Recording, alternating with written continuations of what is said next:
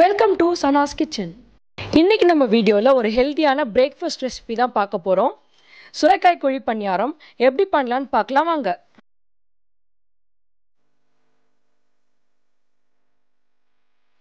குழி பணியாரம் பண்ணுறதுக்காக முதல்ல ஒரு தாளிப்பு ரெடி பண்ணிக்கலாம். ஒரு 4 ஸ்பூன் அளவுக்கு எண்ணெய் ஆட் பண்ணிக்கிறேன். எண்ணெய் லைட்டாக காஞ்சதுக்கு அப்புறம் 1.5 ஸ்பூன் அளவுக்கு கடுகு ஆட் பண்ணிக்கலாம். கடுகு பொரிஞ்சதும் ஒரு 1/2 கப் அளவுக்கு உளுந்து ஆட் பண்ணிக்கிறேன். 1/2 கப் அளவுக்கு கடலைப்பருப்பு ஆட் பண்ணிக்கிறேன். 1/2 கப் அளவுக்கு முந்திரி பருப்பு குட்டி குட்டியாக கட் பண்ணி ஆட் பண்ணிக்கிறேன். இது லைட்டாக எண்ணெயில் வதக்குனதுக்கு அப்புறம் 4லேருந்து 5 பச்சை மிளகாய் சின்னதாக கட் பண்ணி இது கூட ஆட் பண்ணிக்கலாம்.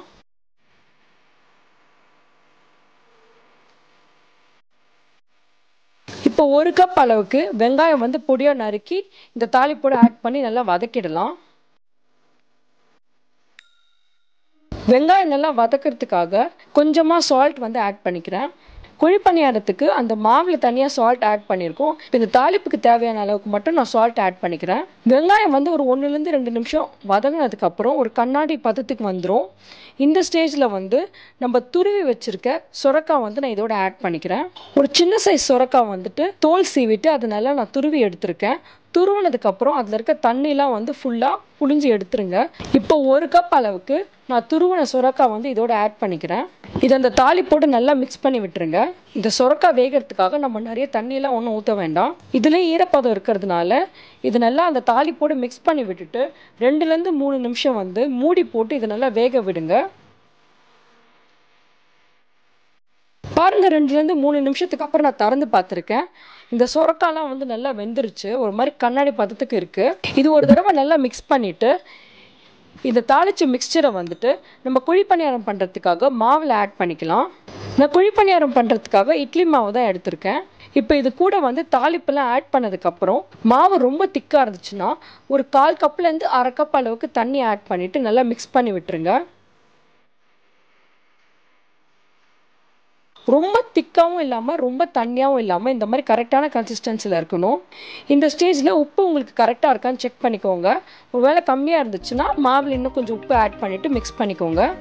இப்போ நான் குழி பணியாரம் கல் வச்சுக்கிறேன். இதில் எல்லா குழியிலையுமே ஒரு ட்ராப் அளவுக்கு எண்ணெய் ஆட் பண்ணிவிட்டு அதை நம்ம ப்ரஷ் பண்ணி விட்டுடலாம். கல் மீடியம் ஃப்ளேமில் வச்சு கொஞ்சம் ஹீட் ஆனதுக்கப்புறம் நம்ம ரெடி பண்ணி வச்சுருக்க மாவு எல்லாமே எல்லா குழிலையும் ஆட் பண்ணிடலாம். எல்லா குழிலையும் மாவு 3/4 அளவுக்கு மட்டும் ஆட் பண்ணுங்கள். ரொம்ப ஃபுல்லாக ஆட் பண்ணிடாதீங்க. அப்போ தான் ஒரு சைடு வெந்ததுக்கப்புறம் நமக்கு திருப்பி போடுறதுக்கு ஈஸியாக இருக்கும். உங்களுக்கு குழி பணியாரம் நல்லா கிறிஸ்பியாக வேணும்னா மூடி போடாமல் வேக வைங்க.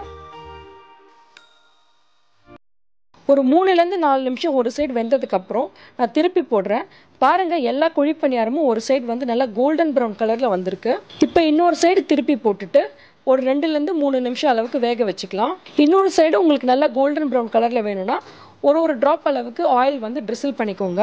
அவ்வளோதான், நம்மளோட சூப்பரான ஹெல்த்தியான சுரைக்காய் குழி பணியாரம் ரெடி ஆயிடுச்சு. கூட ஒரு கப்பில் புதினா சட்னியும் ஒரு கப்பில் தக்காளி சட்னியும் வச்சுருக்கேன்.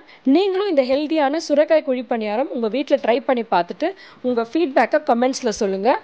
Happy cooking.